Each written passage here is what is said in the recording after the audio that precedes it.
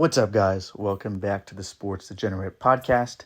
The NBA playoffs start in a couple of days, and I absolutely love the NBA playoffs. They are my favorite playoffs out of all the sports. I love a good series. I'm going to be talking about, in my opinion, the top 5 contenders for this year, the top 5 teams that I think have the best chance of winning the title. We have a lot to get into, so let's hop into it. Before I talk about my top 5, I have one honorable mention. And this one is probably a hot take, man, that they're not in my top 5. My honorable mention is the Lakers.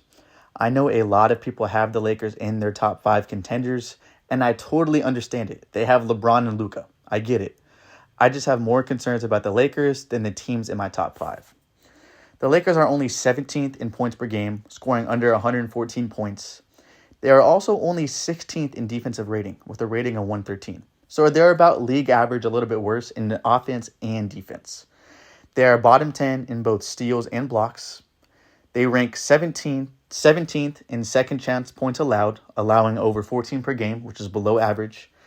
They rank 25th in fast break points allowed, allowing almost 17 per game. So they're at bottom of the league.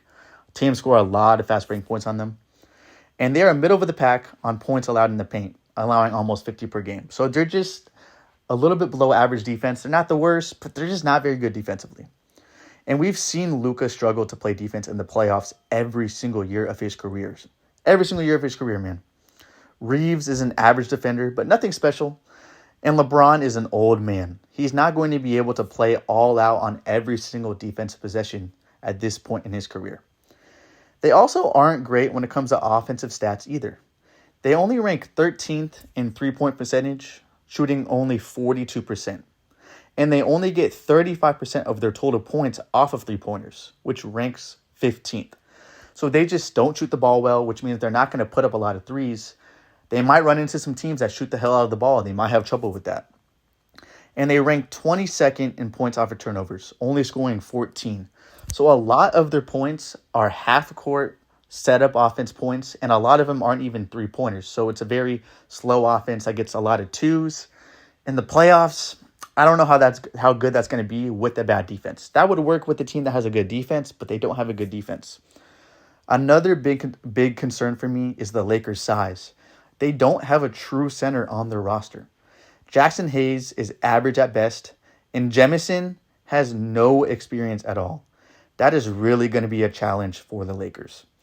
I think in order for the Lakers to make a legit run, they are going to have to rely on their offense and outscore the other team, which is hard to do in the playoffs. Even with all of that, I wouldn't be shocked if the Lakers made a deep playoff run because, come on, they have 2 killers in LeBron and Luka, and those 2 can single-handedly win a game and even carry a team through a series. And Austin Reeves, as a number 3 option, is really solid. That is a really solid 3 players to have on your team.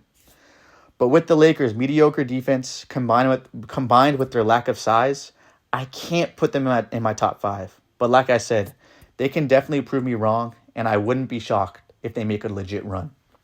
Now let's get into the top 5. My number 5 contender is the Warriors. I have the Warriors just over the Lakers, and it's because the edge the Warriors have on the defensive end. They rank 6th in defensive rating with a rating of 110. They rank 4th in steals with over 9 per game. They rank 7th in points allowed off of turnovers, only allowing 16 per game. They rank 3rd in second chance points allowed, only allowing 12 per game. They rank 2nd in points allowed in the paint, only allowing 45 per game. Not to mention the level of players they have on the defensive side of the ball.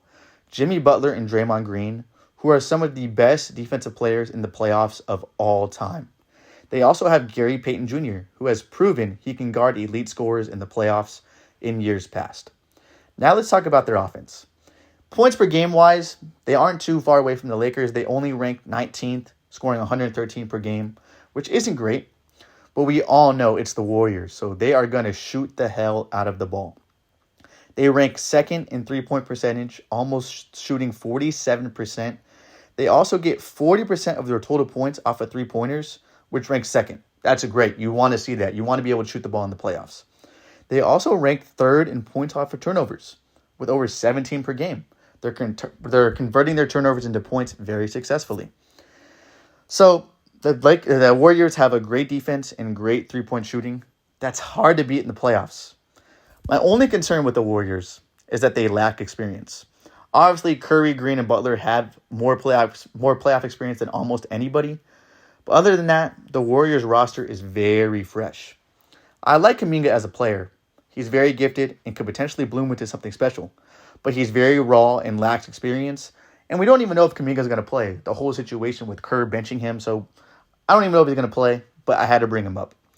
Podziemski is a solid role player who can get hot any game. But same thing, lacks experience. Even Buddy Hield, who they signed to be a veteran presence, has only played one playoff series his whole career. Another concern is the Warriors also have a tough time holding leads. We just saw it in the playoff game against Memphis. They were up by a ton and had to barely win that game at the end. That can come back to bite them in the playoffs. You can't be losing leads in the playoffs. Despite those concerns, the fact that they have Curry, the best shooter of all time, who is one of the best playoff performers of all time, plus Draymond Green, who has proven he's a championship level player, plus the addition of Jimmy Butler, who in my lifetime is one of the most clutch playoff players I've ever seen, I like the Warriors as a true contender. My number 4 contender is the LA Clippers. I've been a fan of the Clippers for years. They just can never stay healthy come playoff time. I really think those Kawhi and George teams could have been a real title contender if they were healthy. This year, the Clippers are fully healthy. Kawhi looks great, averaging over 20 per game, and we know how good of a playoff defender he is. Norman Powell has really turned into a good player. When he's in the lineup, the Clippers' offense is humming. He's also averaging over 20 per game. I like Zubac. I've always thought he was underrated. This Clippers coaching staff has really gotten him to reach his full potential. He's averaging almost 17 points and 13 boards per game. And Harden is still performing even at his older age. He's giving you almost 23 points and 9 assists per game. I love the addition of Bogdanovic for the Clippers. They needed some bench scoring, and that is what Bogdanovic is, a great volume scorer off the bench. This Clippers team also has great depth. They have Batum, who is a solid vet. Chris Dunn is an elite defender off the bench. Ben Simmons off the bench is not terrible, man. I don't hate that. Drew Eubanks is a great backup big. And Derek Jones, a solid player with playoff experience. Now let's get into the stats. The Clippers aren't great when it comes to points per game. They only score 112, which ranks 20th. They also don't shoot the ball very well. They only rank 25th in three-point percentage, only shooting 38%. And they also only get 33% of their total points off of threes, which ranks 22nd. So they have a similar offense to the Lakers where they don't shoot the ball well. A lot of their points come off of half-court offense, only 2-pointers, which I don't love. But the difference is the Clippers have an elite defense. They are number 3 in defensive rating with a rating of 109. Number 3 in steals per game, averaging over 9 per game. Number 2 in allowing second chance points, only allowing 12 per game. Number 6 in points allowed in the paint, only allowing 46 per game. And they rank 4th in points over turnovers with over 17 per game, which just shows how good their defense is. So obviously a concern for the Clippers in the playoffs is that they might just get flat out outscored. They might just get outscored by a team. If they run into a team that shoots the lights out, they might not be able to catch up. Another concern I have is James Harden. We've seen so many times in his career, he disappears in the postseason. It's like he's a different player. The Clippers need Harden to step up in order to have a chance. Even with those concerns, I still have the Clippers as a contender. I just like how much experience this team has. Kawhi, Harden, Derek Jones, Zubac, Batum, Ben Simmons, Norman Powell, Patty Mills. All of these players have either been in the finals or have over 30 playoff games under their belt. Combine that experience with great defense and good coaching in Ty Lue and Jeff Van Gundy, I think the Clippers are a real contender. My number 3 contender is the Cleveland Cavaliers. The Cavs had the best record in the East and are most likely going to make the Eastern Conference Finals. I'd be shocked if they didn't make it to the conference finals. And because of that, because they have an easy path, they have to be a top 3 contender. If you're most likely already locked in for the Eastern Conference Finals, you have to be a top 3 contender in my eyes. So the Cavs have been really good this year. They led the league in points per game with over 122 points. They rank 5th in three-point percentage at over 45%. They get over 39% of their total points off of three-pointers, which ranks 5th in the league. They are also top 10 in defensive rating with a rating of 112. They rank 6th in allowing points off of turnovers, allowing under 16 points per game. They also rank 7th in points allowed in the paint, allowing only 47. They also have great size. Jared Allen and Mobley on the floor at the same time makes it hard to score around the rim and hard to get rebounds. The stats show the Cavs being a really good team, which they have been the whole year. But I have concerns about their experience on their roster. Other than Donovan Mitchell, I don't know if I trust anyone else on the roster in the playoffs. Mitchell is the only one on the team who has been on multiple deep playoff runs and has proven he can perform. Darius Garland is inconsistent in the regular season, so I definitely don't trust him fully in the playoffs. Jared Allen has been in the league for a while and has made the playoffs, but has never played more than one series at a time. Mobley has really stepped up this year and looks like a future star, but he's only played 17 playoff games in his career. I'm not sure I trust him to step up and carry a big load for this team in big moments. Like against a team like the Celtics, who they are most likely going to play, I don't know if I trust Mobley fully in a situation like that. DeAndre Hunter was a great pickup for the Cavs. I absolutely loved that move, but he's also never made it out of the first round of the playoffs in his career. The only other player other than Mitchell on this roster who has had real playoff experience is Max Strus. He went on multiple deep playoff runs with the Heat, and that will definitely help the Cavs get far, but we know what type of player Strus is. He's a hustle and effort player. He's not super gifted offensively, so he's not going to make a huge difference, but it definitely will help. If the Cavs want to go all the way, they need players like Mobley, Hunter, or Garland to really take a leap and help Mitchell get the Cavs to the next level. The reason I harp on this playoff experience is, like I said, the Cavs are most likely going to play the Celtics, and that Celtics roster is full of guys who have had multiple years of deep playoff runs. Tatum, Brown, Horford, Holiday, Derek White have all had over triple the amount of playoff games as this Cavs roster. It makes a difference, man. But like I said, the fact that they are going to most likely make it to the conference finals, they have to be a top 3 contender.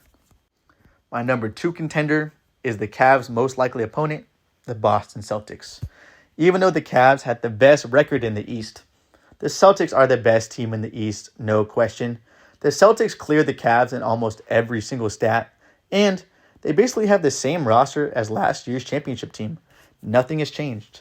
And honestly, Peyton Pritchard is playing better this year than he did last year and will be a bigger threat off the bench. And Porzingis is more healthy than he was last year.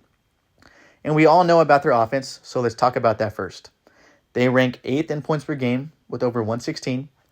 They led the league in three-point percentage at over 53%. 53% from 3 is crazy. They also get over 45% of their total points off of three-pointers, which also leads the league, so they are shooting the lights out. That's huge in the playoffs because streaky three-point shooting can not only win a game and put the game away if the Celtics are winning, but it also allows them to rally back if they are down. The Celtics also have proven offensive players. The obvious two, Tatum and Brown, have been putting up numbers in the playoffs for years. But even Derek White has shown his ability with the Celtics for multiple years. When Porzingis is healthy, we also know what he can do offensively. Now let's talk about defense, which the Celtics also have. They rank 5th in defensive rating with a rating of over 110. They rank 5th in blocks per game with over 5 per game. They rank 2nd in allowing points off of turnovers, only allowing 13.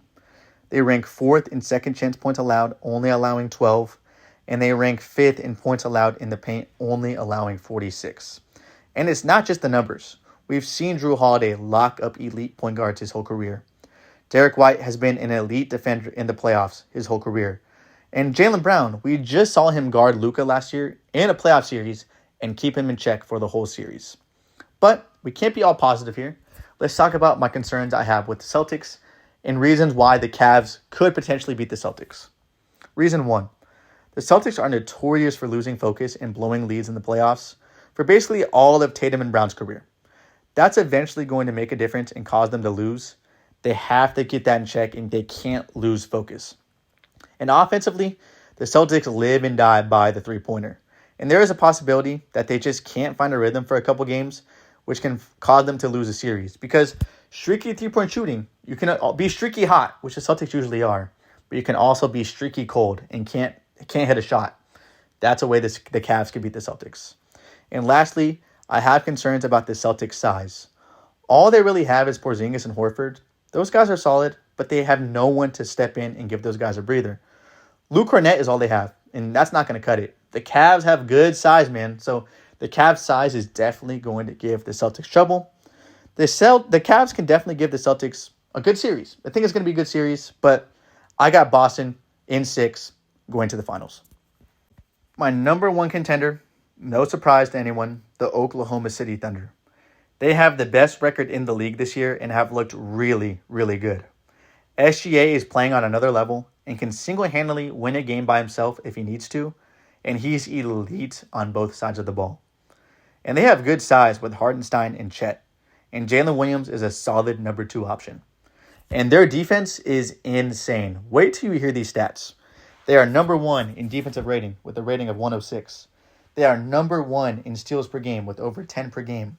Number 2 in blocks per game with over 5 per game. First in points allowed off of turnovers, only allowing 12. First in fast break points allowed, only allowing 12.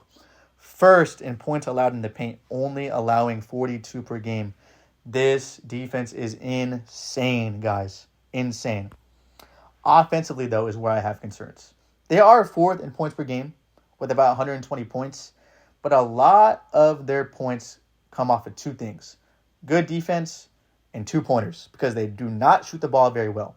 They only shoot 41% from 3, which ranks 17th, and they only get 36% of their total points off of 3-pointers, which ranks 14th. They are 1st in points off of turnovers at over 18 points per game. So like I said, a lot of their offensive success comes from good defense and 2-pointers. Similar to the Clippers, similar to the Lakers.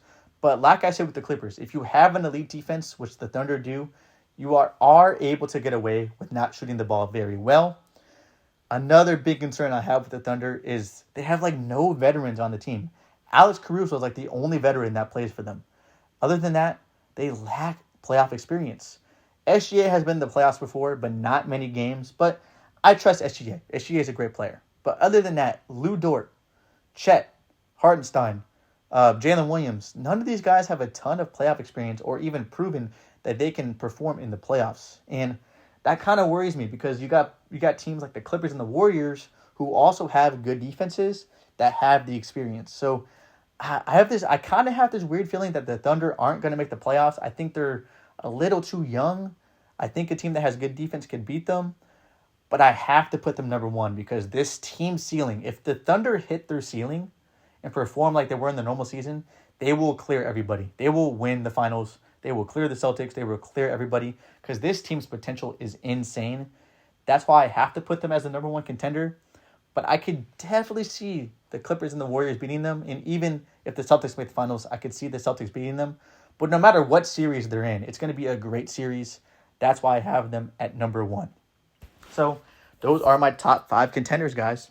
Let me know what you guys think. I know there's going to be some Lakers fans that aren't happy, probably some Knicks fans that aren't happy, but I just call it how I see it. I look at the stats, I look at the rosters, I look at what I see when I watch the game. This is my opinion, guys. Let me know what your top 5 is. Thanks for watching. Thanks for listening. I love all of you.